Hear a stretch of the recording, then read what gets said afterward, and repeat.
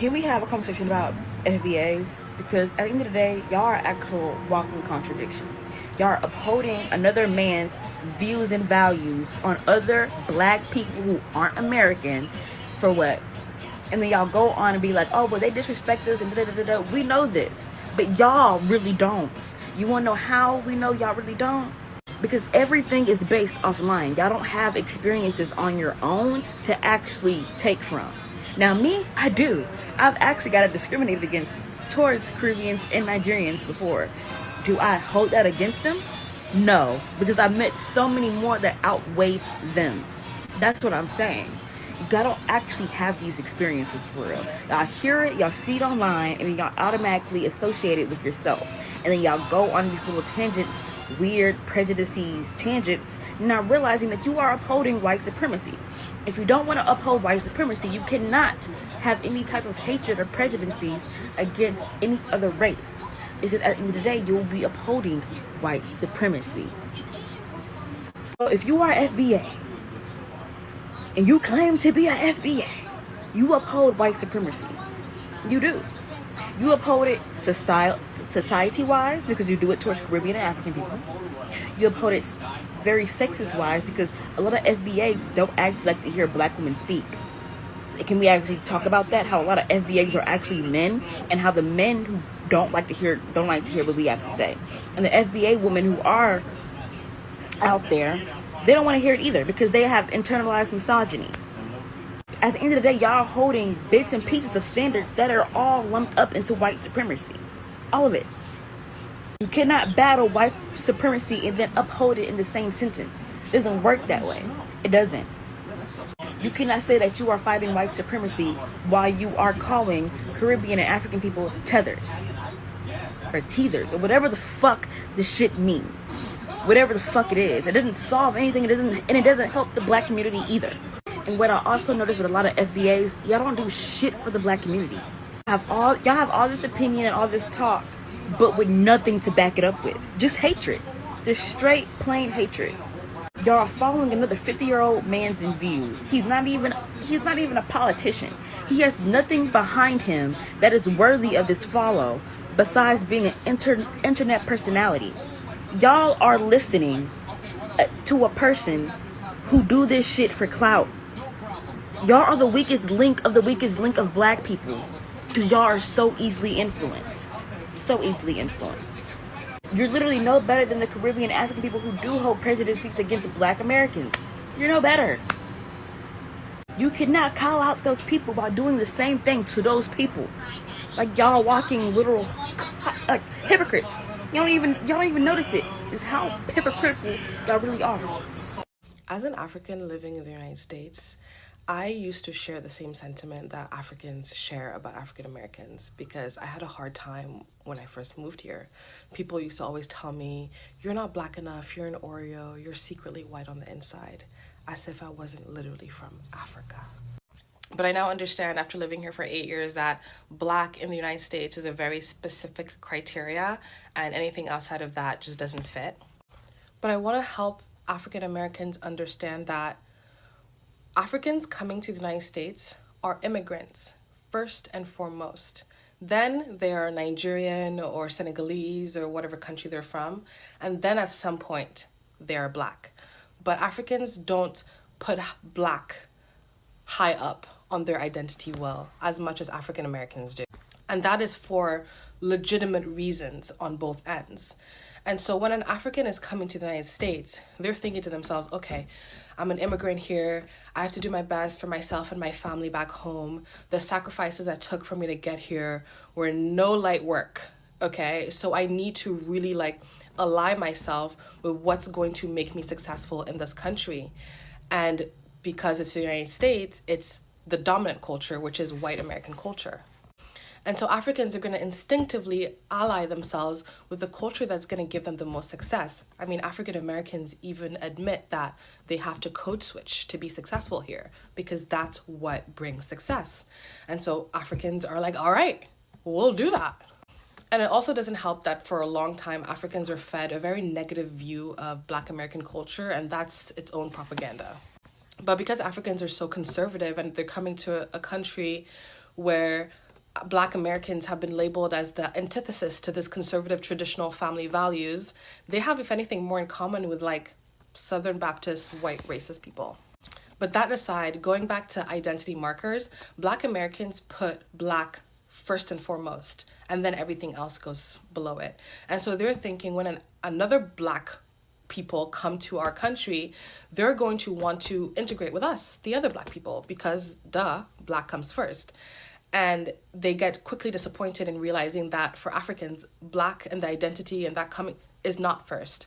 Their immigrant identity comes first, and then their country. And if anything, for us as Africans to feel like that's my brother, that's my brethren, or whatever, you have to come from the same tribe as us, because we have so many Black people around, we don't automatically pre-select for Black. But Black Americans don't have so many Black people around, have had to defend and protect their culture amidst a dominant white culture. And so they are already pre-select and are overprotective for Black.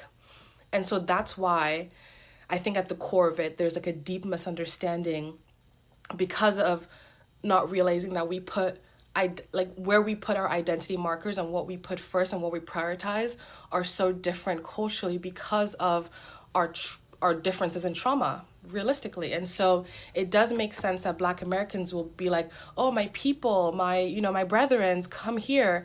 And African Americans, or Africans, sorry, coming to the United States are like, I'm just trying to make it here. Like, it's a lot of work to immigrate to the United States. And so y'all can stay over there, and I can see why it's hurtful, and I can see why it's taken personally, and I can see the deep misunderstanding and the betrayal that African Americans feel.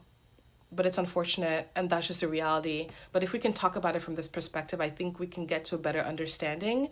But I also believe that Africans that spend enough time in the United States get to this compassion and understanding of the Black American community, because it is a very unique and specific set of circumstances for a culture to grow and to develop.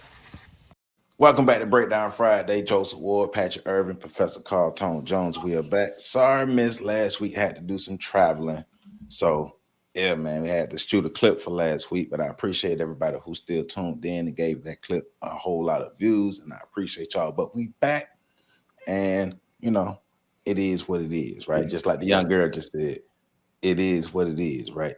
So, like I said, we're breaking down videos about the diaspora wars, about people's ideas about how African Americans feel and interact and are treated by people from the continent of Africa, people from the Caribbean, Black people throughout the world when they come to America, how we see each other, how we treat each other, how we may or may not mix with each other, how we may or may not help each other.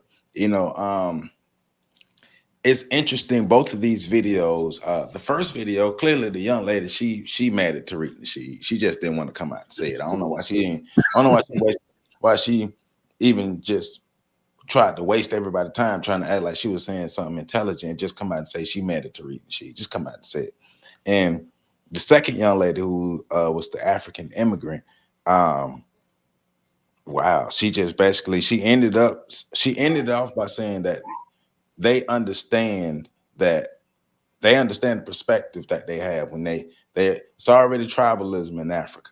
And then when they come over here, they're told to not like us. And hey, it is what it is, man. It is what it is. That's just how it is. Because they got to not only are they told not to like us, their mindset when they get here is we're immigrants first, and we have to align with the people who are going to give us the best chance to be successful. And I think that's an interesting viewpoint. The first young lady, she was all over the place, so we're gonna have fun with that one. But the second young lady is where we really get to the meat of this conversation, because emotions versus a bit more logic.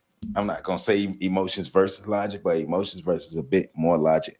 But I think both of these young ladies represent mindsets of the diaspora. Even though the first young lady, she seemed as if she was an American who was mad at the FBA movement. and the second young lady, an immigrant from Africa, who was giving the viewpoint of why there's a lot of contention. She was giving her viewpoint or her thoughts on why there's a lot of contention between the blacks within the diaspora. But I've been looking at videos all week about the tension between the diaspora and that's what it is, period. Black people throughout the diaspora are fighting with each other. And it's crazy because the root of it is white supremacy. I said that in the short video of the day. The root of it is white supremacy, but they will still allow the white people to tell them to not like other black people.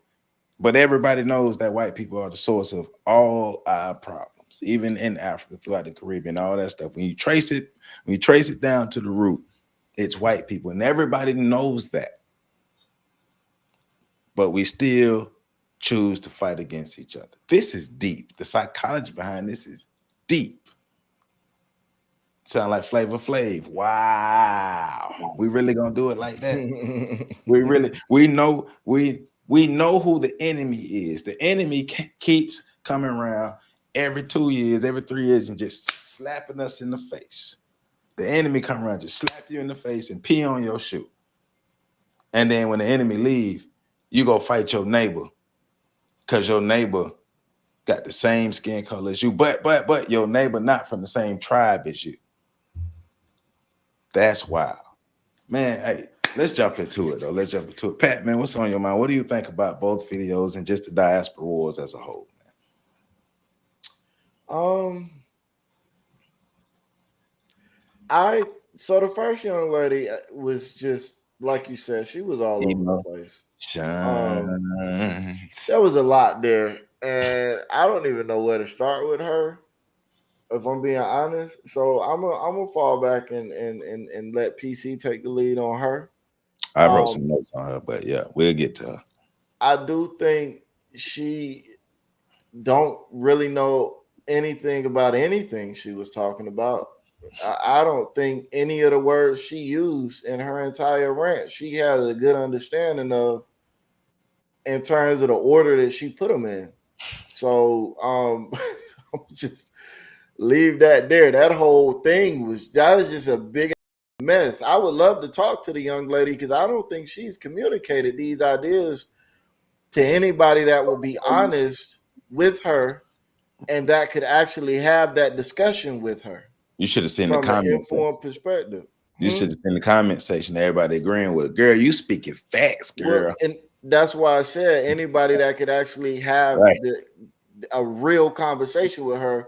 Because if you attacking a group and you don't understand, you don't know one of the core terms of the group, like you can't criticize FBLA if you don't understand what a tether is. So that's like saying that's what it's like saying, you know what I'm saying? All black people are the same, and then not knowing what melanin is. Well, the girl, one of the things the girl was saying that didn't really make no sense to me is first she started off saying that people, their experiences or whatever they're talking about, their grievances with the non-FBA is all online. It's not real. And she has had real life experiences being disrespected by non-FBA, but nobody else has. And she's the only person who's had real experiences, and all of the other experiences they're saying, they're just regurgitating the things they see and hear online because nobody has real life experiences but her. And I'm like, so you the only Black American in America right now who has had negative experiences in real life with non-FBA.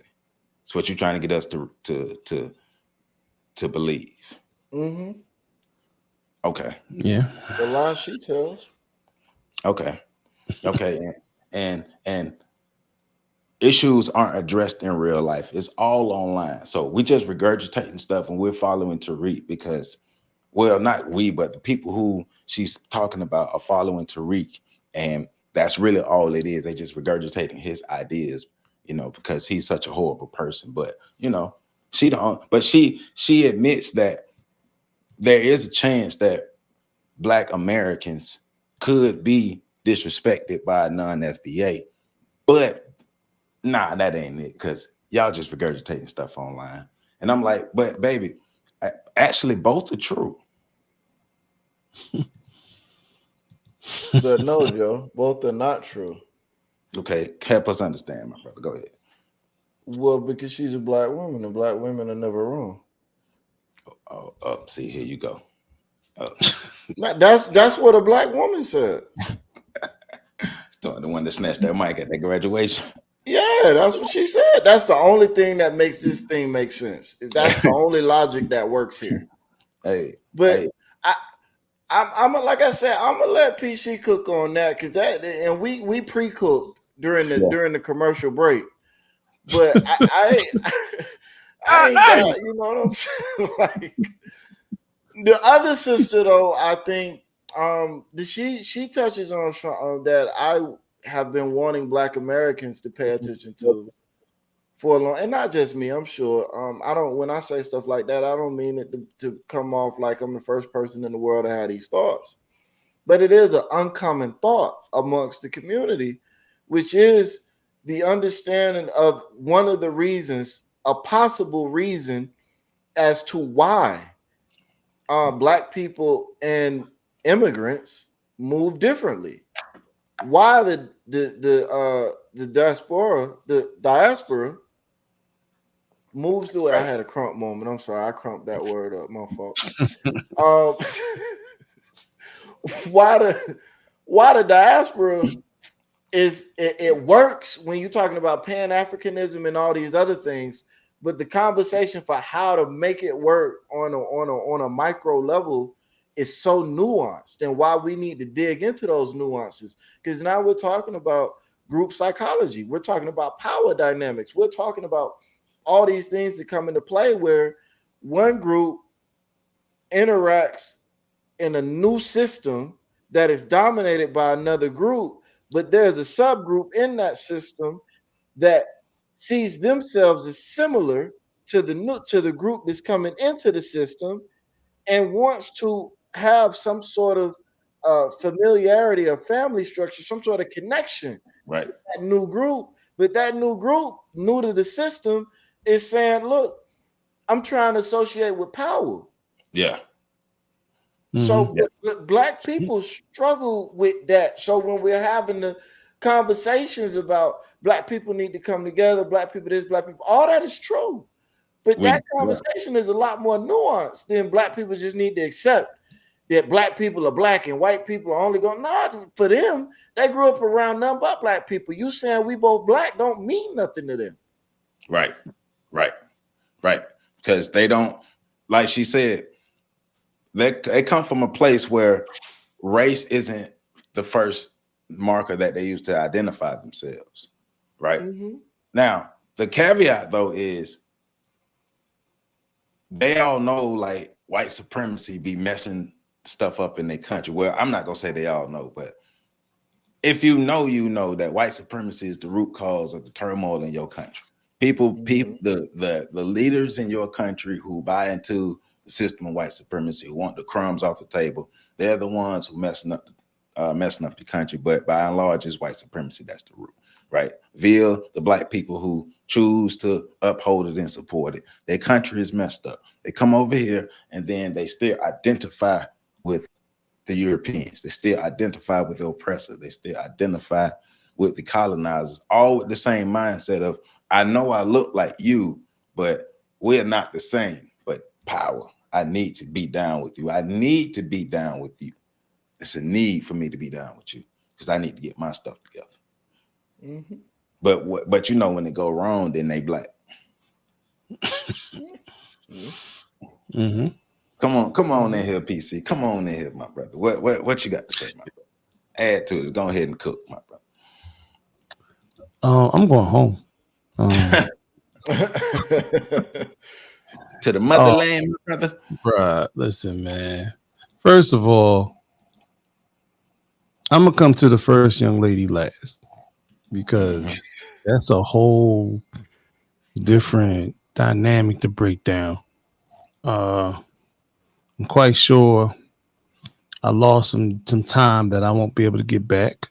And I'm not trying to cast shade at the young sister, but you know, when you're misinformed and you have a platform like TikTok or Instagram, it's a very dangerous combination because you're speaking to other uninformed people. And when somebody out there said that was deep, all right. So Right. Mm-hmm. you know what I mean. But I'm trying to stop saying so much. But when you think about, yeah, I'm trying to get around that now. One of my elders told me about some things. So one of the things that I took from the second young sister is that she basically, without saying it, identified as a group of people who have been colonized, who've only been able to hold on to very surface level terms of their culture. So they do have the culture as an identifier to who they are, to where they're from. But at the same time, what they truly align with, even in African countries, is this, you know, white power structure that has dominated their cultures. Many of their first languages is not African. It's European, it's Portuguese, it's French, it's English, it's, you know, Spanish or Afrikaans. It's not their native language. Yeah. So when they come to America, you know, they look down upon us because of the brainwashing they've absorbed in terms of the images that have been portrayed about us in their countries. The only things that they saw, and I'm talking about going back like 40, 50 years, coming here, where this whole thing, this whole concept of what Black Americans was developed by watching the international news networks that would only show the worst parts of Black America and consistently feed it to Africans. The fact that you have to earn a visa to come to America, and the lines are very long. So they critique. I mean, we were just talking about prior to the show how the Australians determined who was going to be their break dancer for the Olympics and how they utilized their system, caste system, racism, white supremacy, to exclude all of the Black people in that particular country. In Australia, from being their representative, takes place. I'm sorry, the board can. That's the same thing that takes place when it comes to Africans wanting to come to America. And so I have some grace in that particular understanding. And when they come to America, they feel like y'all lost me for a second. Yeah. Everybody's frozen for a second. Okay. All right, I'm back. Hopefully, we don't have to deal with that too much. So the things that I'm seeing in terms of them coming to America, they're coming to America not being able to relate to the culture that's here already of Black people here. So they already feel like outsiders and misfits. On top of that, they've been taught not to associate with us because it's the fastest way for them to get in trouble, this, that, and the other. So I take that with all the grace.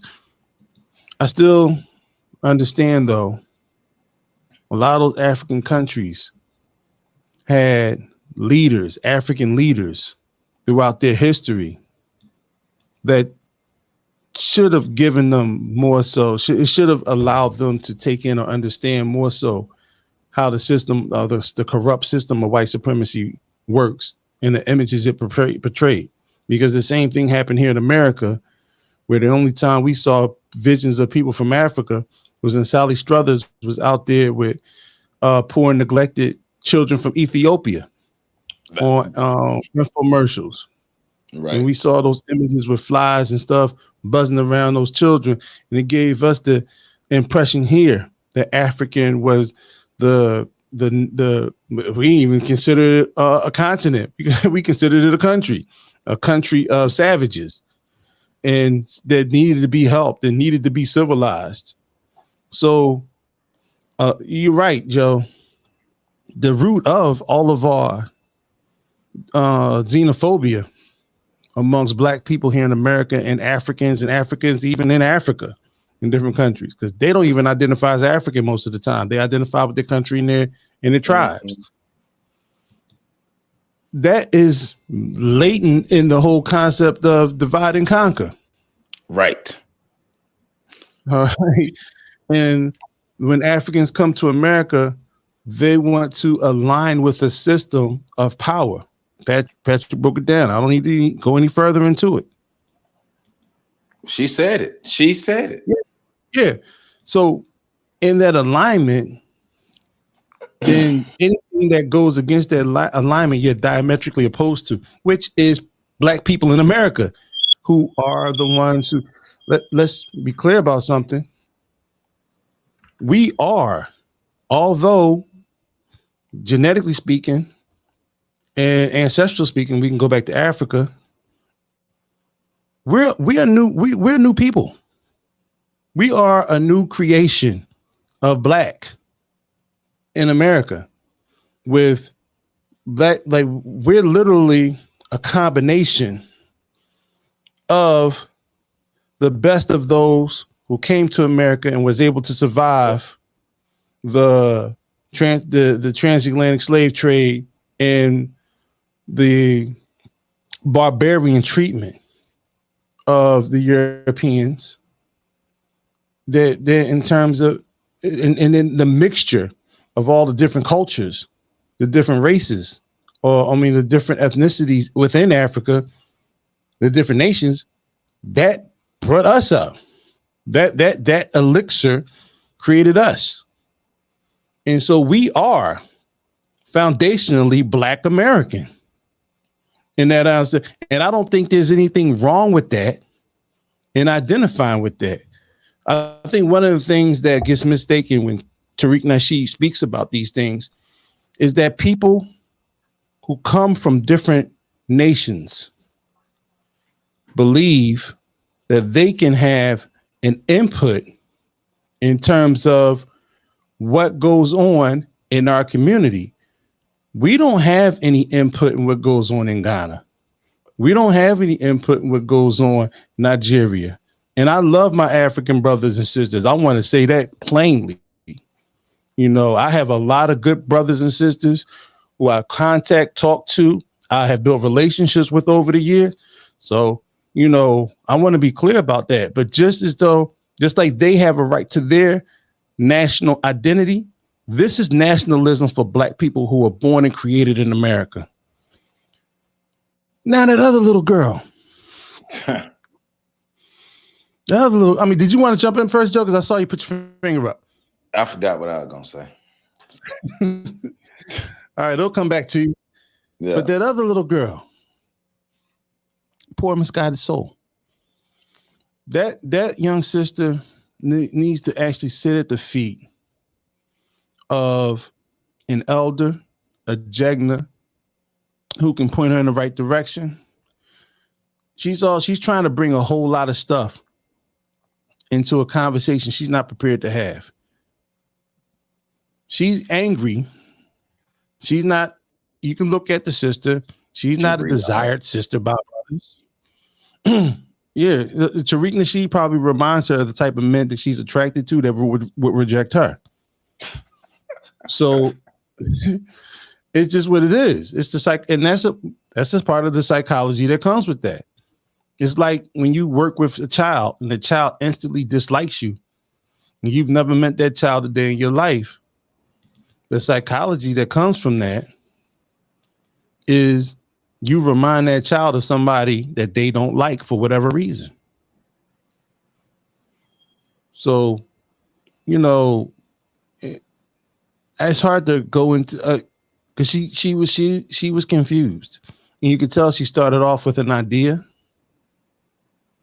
And then throughout the idea, she realized, but she didn't even realize anything. She was like a child that was lost trying to find their way back to the road they started at. And so she started coming up with all these concepts that didn't make sense because she was unorganized in her thoughts. So it's not really much you can really make of that, you know, that situation. Yeah. Now so both of you hit up on something that's very key, that Black Americans, foundational Black Americans, that we have to understand. We did something unique as far as us coming together to see ourselves as one versus Black people in other areas of the world, or even other areas of the West, or even in the continent of Africa. So think of America as 50 different countries. So Black people from 50 different countries, we decided that we were going to operate as one and see ourselves as one, because we had to survive within the confines of America, of this continent being here since 1619 till now. We had to come together as one. And once again, remember looking at it through not as America as one country, but break America up into 50 different countries. That's what happened. Black people throughout these 50 different countries, or states as we call them, the states, all 50 states, Black people decided that we got to operate as one. Now, for the most part, we did that. We, of course, we know it was 100%, but that was the idea. That's the mindset. That's how we operate. That's how we roll, because it was unique to our situation, for our survival and for our advancement. Now, remember, when the Europeans pulled up in Africa, one of the greatest tools that they had was being able to play on the tribalism that already existed in Africa before they got there. I watched when I was scrolling through putting the clips together for this video. It was another video that I wanted to add to it, but I couldn't download the video. But there was a brother basically breaking down the tribalism in Africa, the way that different groups of people, different tribes, different cultures, they see each other different. So we put race first because that's how we had to roll. They put whatever they need to put first because that's how they roll. And then the race things comes last. But even like the young lady articulated, they don't see themselves the same way we see ourselves. They don't see themselves as one of us when they get here. Now, is that 100% for all non-FBA? No, because like Pat, like PC, like a bunch of us, hey, my godfather is Ghanaian. I'm gonna say that again. My godfather is Ghanaian. Most of the people that I grew up with, Africans, like some of my greatest people I know, like the Africans that I know, there's no tribalism between the Africans that I know, because the ones that I know, the ones that I've operated with, the ones that I've done community work with, ones that I grew up with, like a bunch of people, we all know that. But we also know, that's why I say for the first young lady, two things can be true at the same time. Tribalism exists, and tribalism exists on the continent. Tribalism exists within Black America, but Black Americans are disrespected by non-FBA, and non-FBA are disrespected by Black Americans. Two things exist at the same time, but we have to understand the history of this and the mindset behind this. The bulk of them will not see themselves the same as us, because look at all the infighting that's happening on the continent. Like when's the last time one group of Black people in America tried to commit genocide to another group of Black people in America? I think, Well, those are the gangs. but I think the thing that Black people in America have to, and I like what PC said, because it reminds me of something I used to say, which is that Black people are Frankenstein's monsters. Yeah, Black people in America, yes. We are Frankenstein's monster of a people. We're the newest people to be created. We're still very much children in terms of culture in the world. And we still have a very childish view of the world. and that comes across like, and this is not a shot to anybody, but even the way we understand Pan-Africanism is very simplistic for most of us. I've met several Black people that have a very in-depth and nuanced view of Pan-Africanism. I'm on the line with two of them. But on the whole, and we're even seeing this play out now with Kamala Harris. She's got some melanin, so she's one of us. Mm-hmm. How many times have you bumped into a little kid that said, you have my nose, you must be like me?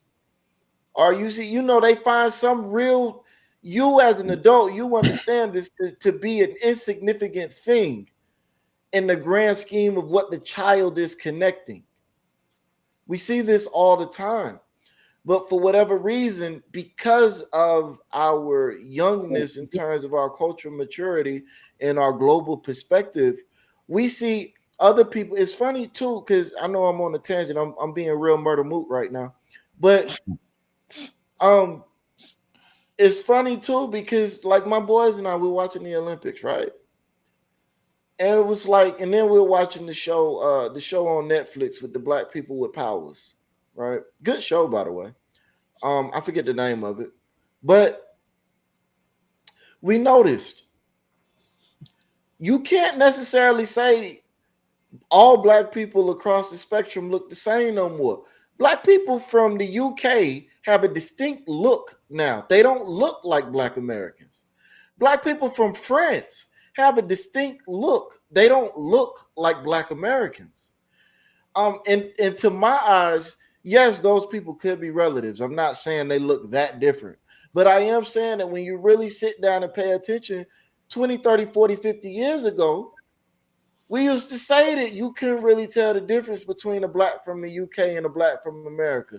I don't know if that was just my eyes being young, and now I've been exposed to more Blacks from different locations.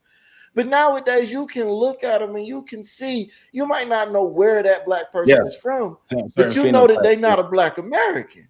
Right, certain phenotypes, yeah. So I think all of these things come into play, and as we continue to grapple with these things, one of the pieces of maturity that has to come into play is this understanding that, like I think what PC was saying, I'm just saying it another way, we're allowed to have an identity that is ours. Right. It's okay to be Black from America. It's okay. Right. It's okay to be a Black American or a Black, whatever we choose to call ourselves, because some of us have a problem with Black, with the American tag attached to the Black. That's cool. But whatever we decide to call ourselves, it's okay for us to call ourselves that and then to differentiate ourselves from other Black people. That don't mean that I dislike Black people from the Caribbean. That don't mean that I don't see some ways that, say, a Jamaican could help and that I could help a Jamaican, but that is to recognize that Jamaican culture is different from Black American culture and that we are inherently two different groups of people. Mm-hmm. Yeah. Let me jump right in there real quick, man, because I remember being a freshman at Bloomsburg University. And we had a speaker come in, famous Caribbean author, Jamaica Kincaid. And she was, I had bought her book, and we were in the crowd asking questions. And I asked her, well, what does it mean to you to be a Black woman? Growing up in these days and times. And she said, well, honestly, I never looked at myself as being Black. I'm more concerned about being a woman. And then, so I immediately gave her book to somebody else because I was pissed off when she said that shit. I ain't gonna lie. But I'm a radical ass 1993. But but in regards to what she later said, she said my entire island is full of Black people, so we never really had to encounter what you encounter in regards to race. And at that time, I was really too immature to understand what she was saying. But it's more along the lines of what the latter young lady was saying in the video we just watched. Mm-hmm. in regards of prioritizing race and culture and those different things. You know what I'm saying? I still don't totally agree with what she said, but at least I have an understanding as to why she said it and framed it the way she did. Because I thought she was pandering to the white audience at that particular time. Yeah, and I still think she was. You know, like, and that's a great point, because I don't, but understanding too, like for me, I don't agree with the way the girl was making the point she was making. I understand the point, and I do agree with the general concept of the point, but I disagree with the narrative that is painted potentially by the point. And I strongly disagree with her conclusion, which is that Africans that live in America long enough will come to this place of compassion. One, it speaks to it kind of paints this narrative that we need you to come to a place of compassion, or we want you to come to a place of compassion, or this narrative that when Africans from the continent come to America, they'll achieve this place of compassion that will make them be more beneficial and acquiesce more or more advantageous to Black Americans.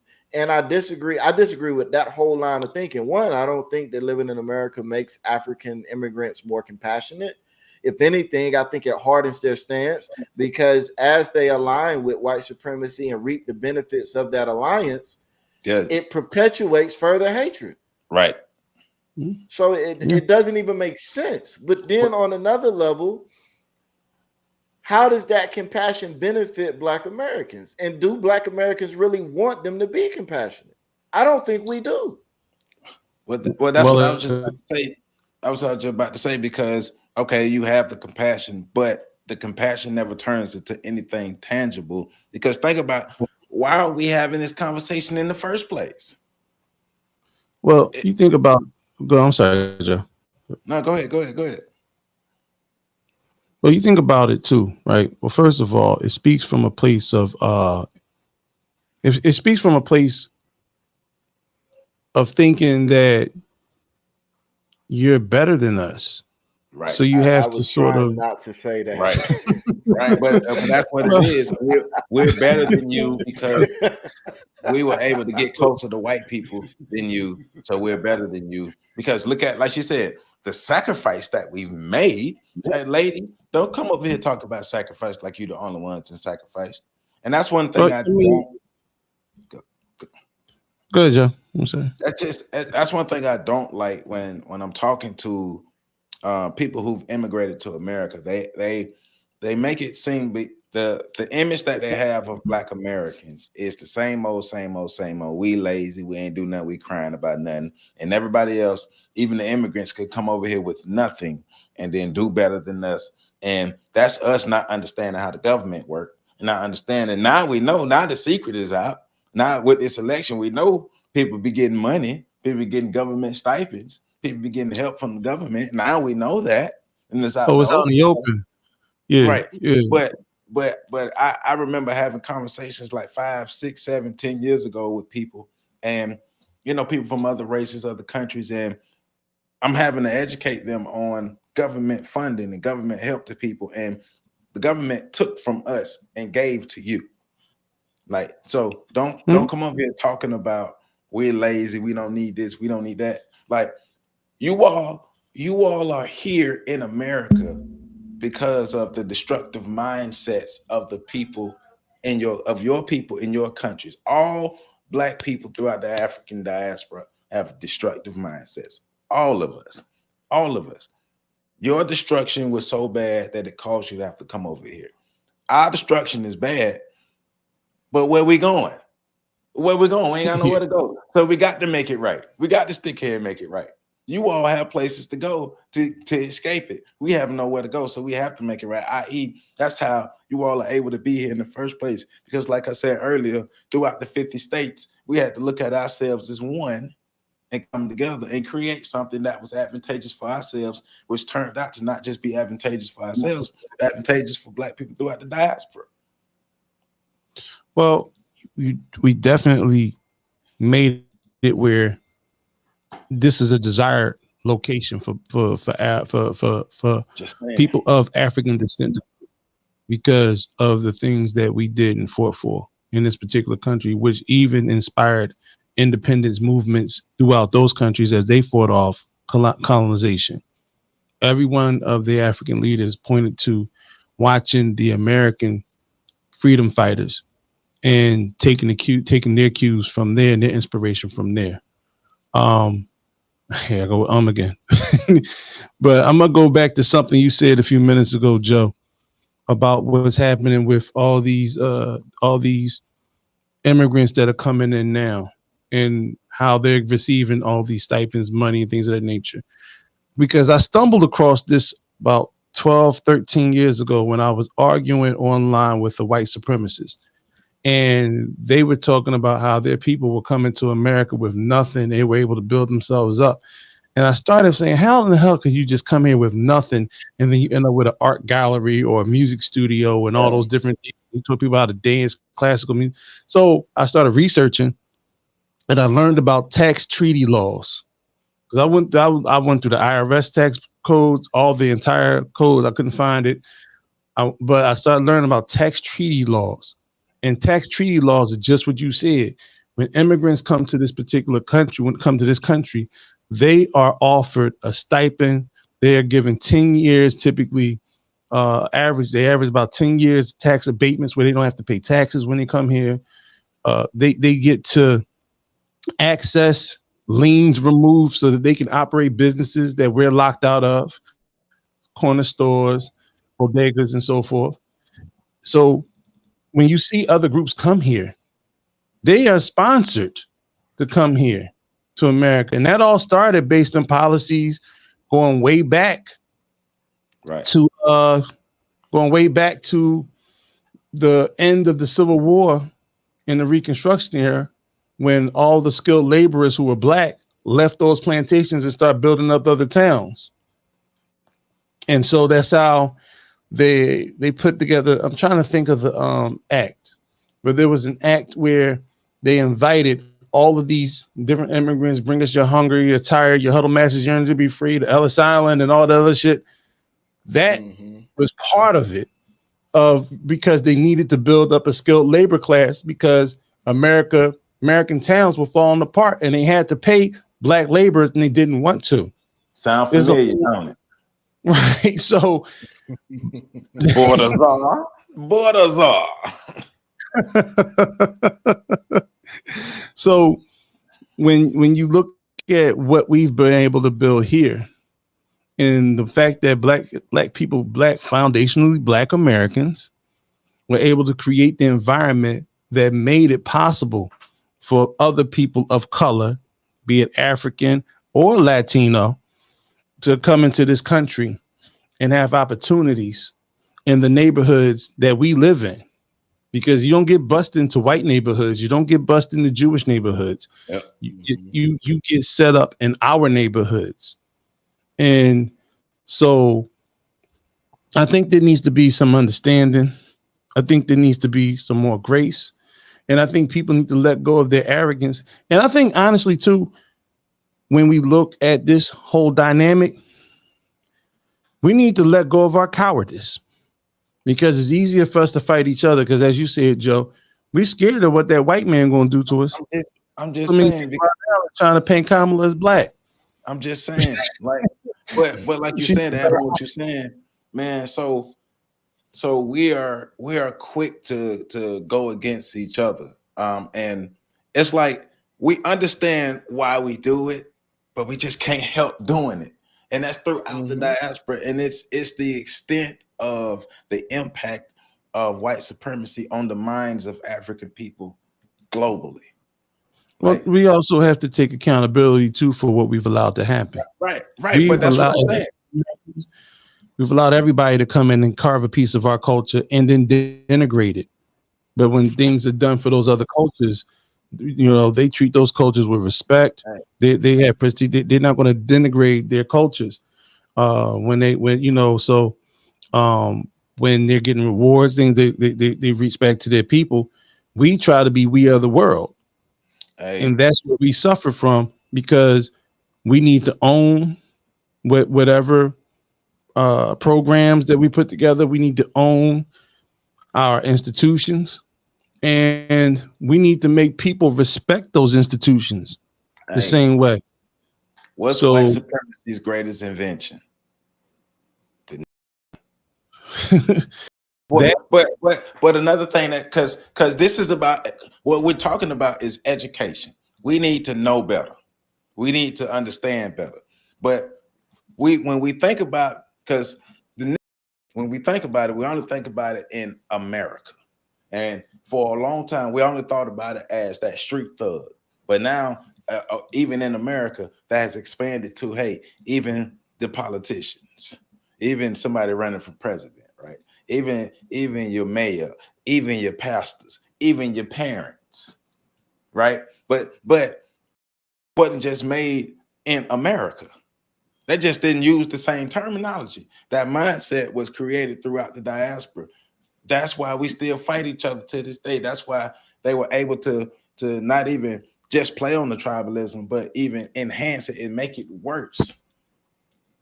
Because they created a whole bunch of about the world. well, it's a very sophisticated system of how they've been able to maintain dominance and control. And I give them credit because we always speak from a Christian sort of value system and morality. But when you really understand morality, morality is the first guide, or the first step to morality is self-determination and self-survival. And when we have so many people of other races, and you identify as being the minority in the world, and the people that can be easily the most, I just had a crump moment, easily the most dispatched group of people just based on genetics, then morally speaking, survival becomes your priority. And if tearing down the entire world and maintaining dominance over it to make sure that our bloodline is the last one standing, then that's what we'll do. I've often faulted Black people, whether it's here or in Africa or anywhere else, for the fact that we sort of want to take this moral code where we want to do what's considered to be the right thing, and this and the other. The right thing is to win. And sometimes you gotta play. You gotta be willing to do a little more than your enemies do if you want to win. They And got it. okay. They got us, like you said, they got us broke down to our most basic desire of survival. Well, what do? They beat us all with missionaries. Yep. In Africa and here in America. They beat us all with missionaries, and they had crusades for those who didn't follow the missionaries. So if you didn't believe in Christian, if you didn't believe in this so-called moral Christian value system or whatever, then here come here come the weapons. Here come the, Also remember, because we talked about this like over a year ago. So they send the missionaries in. Of course, the missionary comes in like 20, 30 years before the actual conflict finna happen. Missionaries come in and tell you, hey, I know y'all been worshiping this God forever, but stop all that, because Jesus Christ is better than your God. Jesus Christ. Right? It's better than your God, right? And so they spend that time, trying to convert as many people, actually really doing a reconnaissance mission. Then they leave. And when they come back, they with a whole army. And then what's so funny is after the army destroys the African people, they be writing in their diaries, talking about how bad it was and how they so against it now, and they want to wake up and they want to repent, and they don't feel like they can do nothing about it. You help, man, shut up. You help all this stuff happen. Your soul is going to hell too, Father Friar, whatever. All right, so but when the armies come in, the armies, they see these two warring tribes. You see one tribe stronger than the other. Hey, we got all these guns, all this ammunition, and we got all this manpower, so we're going to side with the weaker army. We're going to side with the weaker army. We're going to take out the stronger army. Then after we take out the stronger army, we're going to take out the weaker army. Because of course, they think we down with them. And we're just going to repeat, rinse and repeat, go over and take over all this stuff. But we got to make sure we have them fight against each other, because they must know that they are their enemies. They must not understand that we are their enemies. They must know that they are their enemies. And now it's 2024. Like you said, yeah, 50% of that is their fault. 50% of that is our fault. Because by now, usually you would think that we understand that they are our enemies, but no, we keep fighting ourselves. But no, but I think even with that, we have to understand, right? Like I'm not pulling no punches on this. I think black people as a culture group truly are very childlike. You can't convince a 7-year-old that their abusive mother is abusing them. True. You Well, know that's what I'm why saying? that's why we had this abusive relationship with white supremacy. Yeah, you like it's our fault when you look at it from the perspective of an adult that walked into a bad situation. But I don't think that's a good analogy for black people in America. You're talking about a child that was birthed by the trauma. And so we're like maladapted. Like this stuff is normal to us. Like we don't see the problem. The problem is that the world has changed and all of our adaptations to the fucked up world we existed in are no longer working for us. That's the problem. Honestly, I think if things went backwards a little bit, a lot of us would be more comfortable. We would thrive a lot more. When you look at the way we move, I think the 90s was the golden era for black people. You know, white people gave us just enough freedom to be comfortable, but they kept us in check. You know, it was happening all over the, the Rodney Kings and all that. Yeah, we got to do something every once in a while, let them niggas get that shit out of their system. We had legitimate threats to them. They felt. Right. But they gave us something every once in a while, so we got it out of our system, and the system went right back to work, and the system worked. And I think nowadays in 2020, the problem we having is the same problem that, ironic, and I know a lot of people are going to connect this dot, and I don't care, because, the slave owners used to say it at the time the slaves was free. What are these Negroes going to do with all this freedom? I think black people have answered that question, but they haven't answered it in a way that is beneficial for us as a whole. A lot of black people are moving in ways that are beneficial, but a lot more of us are not.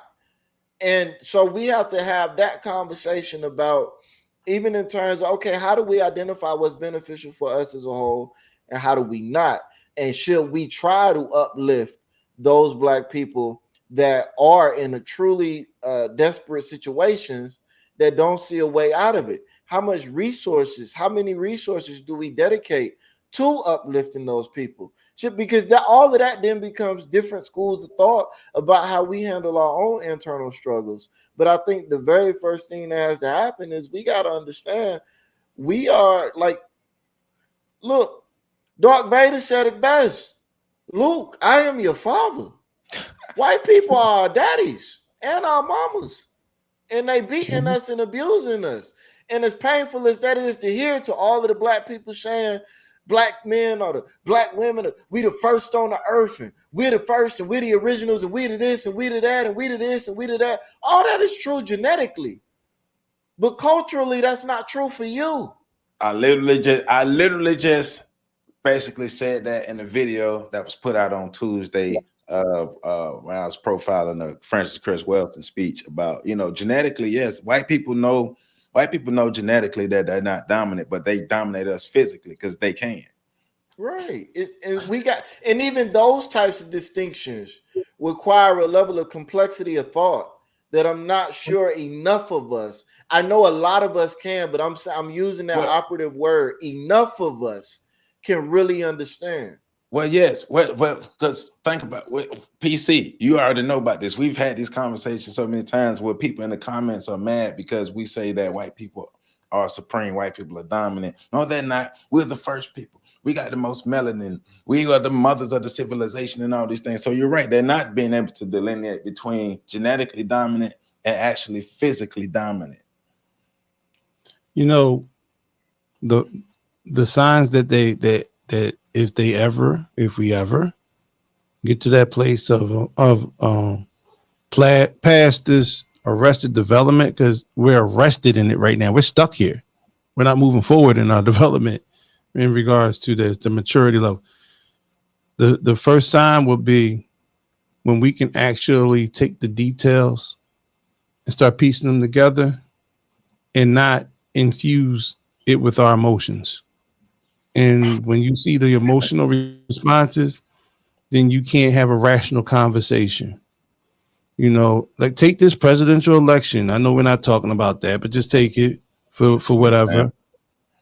You know, when those of us who say we're not going to just lock in step because, you know, a certain party has a representative that went to an HBCU and became part of the Divine Nine fraternities and sorority groups, until we see some policies that benefit us, all of a sudden we're traitors to the community, because emotionally speaking, people are first of all terrified of the thought of, you know, gloom and doom, orange man taking over. But secondly speaking, you know, and I heard it best by a comedian out of California. I'm not going to say his name, but he has a podcast. He was crying. Let me say that. Who said? I almost said it. Make it smiley. Miss Bernice. How you gonna bring me into this conversation? Right. So, but he was saying it from a perspective like, wouldn't it be great if a woman, you know, Supreme Court justice who happens to be a member of Delta Sigma Theta gives, you know, swears in the Bible of Kamala, who happens to be an AKA, and on the birthday of Dr. Martin Luther King, who happens to be Alpha Phi Alpha. Oh my God! I mean, the Greeks. I just got chills, brother. I just got chills. He did just get chills. You know, it's like, you know, it's like, take away from all that, we ask for some policies. You don't need policies, Steve Harvey. We don't need policies. We just need, you get that afterwards. Well, Steve, you met with Donald Trump afterwards. Did we get any policies when you met with him after the election? You don't do that. And this is the thing. So when you know, the notion of this, because now we're not even on the rest of the diaspora right now. We're talking about, because we're infighting already. We always infighting. We always find something to infight about in Black America. We always fighting about something. But it's like, and we'll go back to this, right? It's children, you know, because I'm mad at you or I haven't that. So I'm going to go against my best interest just to serve my emotions. We are childish in that. And I'm not saying, and listen, our African brothers and sisters are childish too. So I'm not, and our Caribbean brothers and sisters are childish too. And our South American brothers and sisters are childish too. But we're focusing on Black Americans here, right here, Black in America. When we fully understand that, then maybe we can realize that.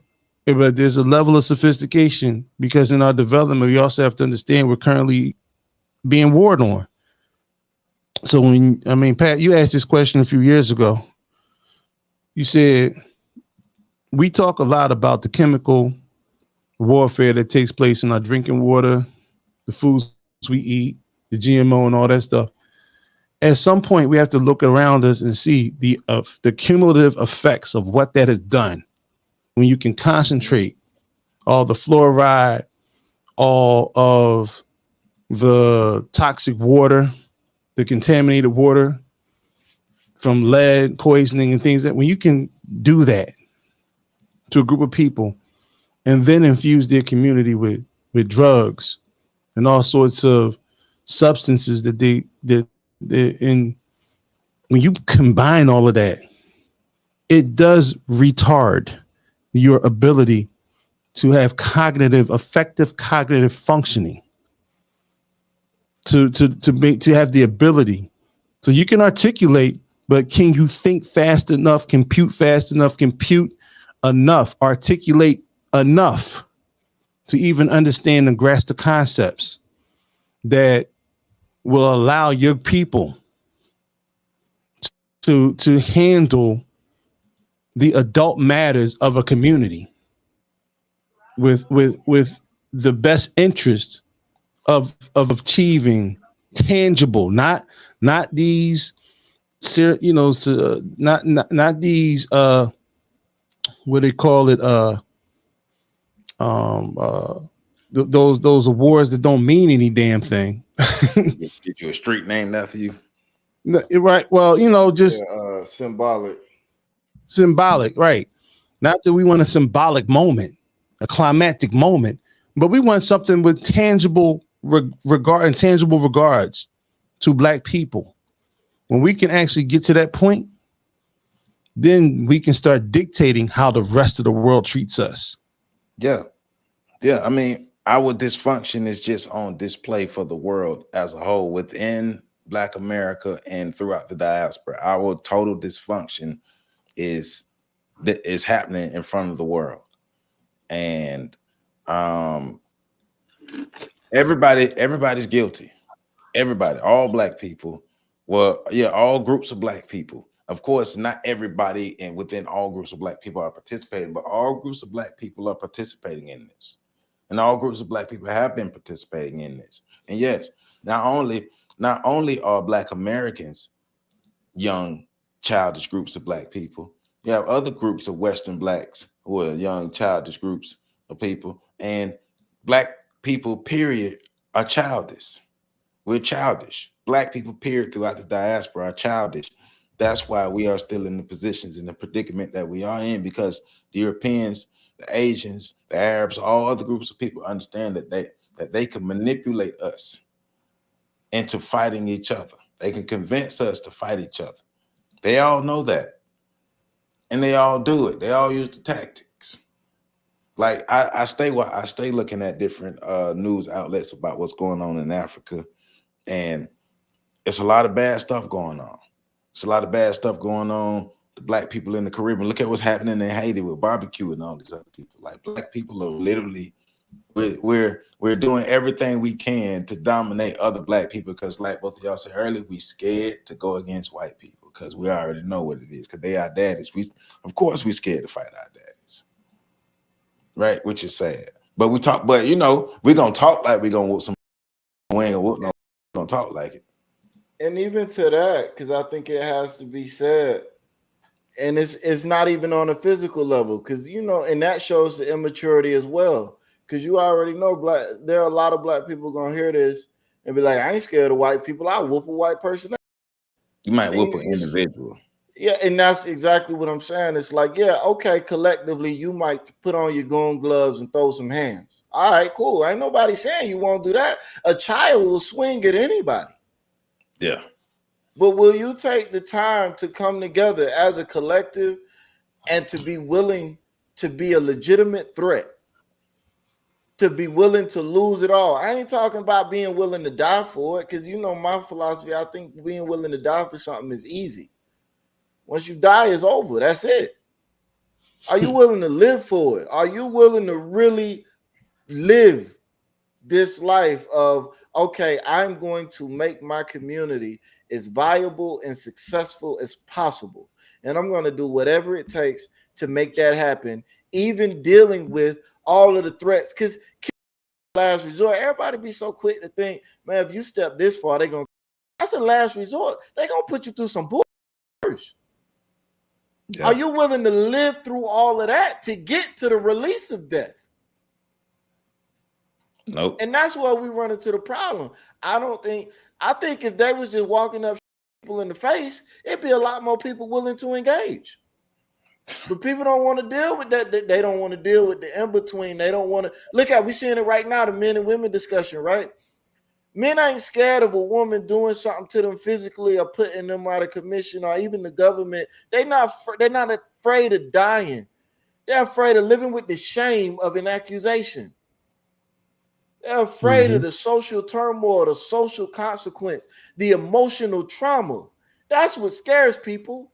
And that's something you can't experience when you're dead. You got to live through that. So how many of y'all are willing to live through that? That's why I say, hey, yeah, you're scared. Yeah, you're scared. And I don't blame you. I'd be scared too. I was scared too. Part of me is still scared, if I'm being honest. I don't blame you. But I can own it. I ain't walking around here holding my nuts like Mr. Big Stuff. Who do you think you are?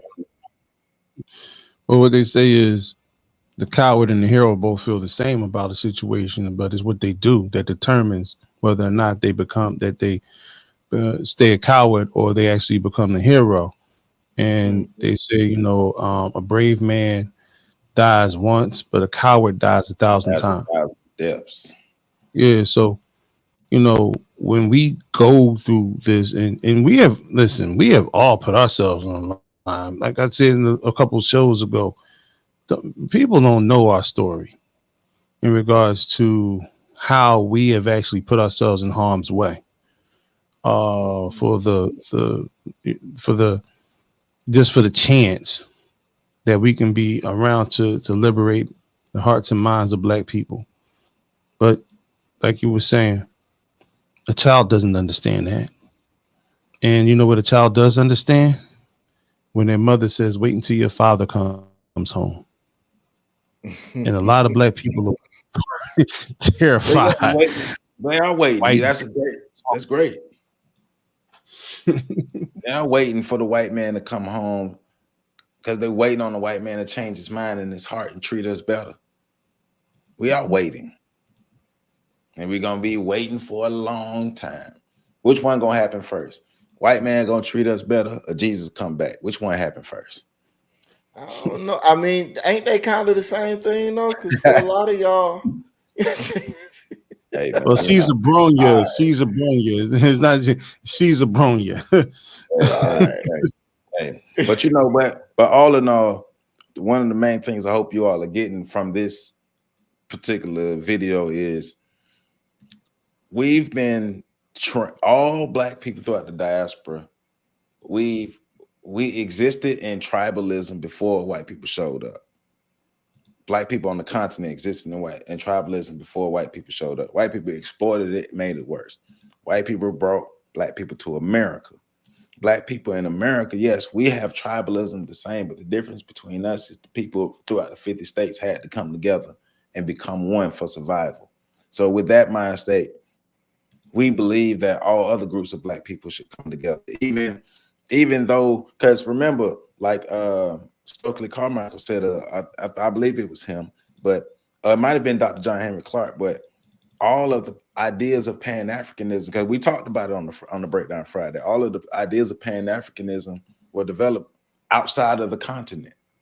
So African people who were outside the continent were developing ideas of Pan-Africanism because in the places that you were in outside the continent, you had to come together. But still, we still don't take it the next step and realize that white people are still our common enemy. The white supremacists are still our common enemy. And if we don't work together as a whole, we will still be on bottom because we're fractured and on bottom everywhere we are throughout the world. Everywhere. So it's on us. Barbecue and mildew, Black folk, barbecue and mildew. Well, we can continue to choose to fight. You can continue to be uneducated and ill-informed if you want to, because the information is out there, or you could choose to be better and do better. But hey, either way, white people gonna be here winning. They waiting on us. And we waiting on us. We just don't know it because we wish we was white, but we waiting on us too. So. FetLifeStation.com. Make sure y'all tune in 2 p.m. Tune in. Professor Carl Tone Jones, he always over there cooking. Go ahead and get your meal. dpax.org. Make sure you check it out. Learn more about what we do as a collective in our communities. And ontheshoulders1.com. Make sure you check it out. See what's going on with On the Shoulders of Giants. That's not on YouTube. All right. So love y'all. Make sure y'all subscribe. Make sure y'all comment, like, share, all that good stuff so people can get this and learn from this and get these views up. We almost at 100,000. I'm gonna keep saying it like that. Let's get it. Peace.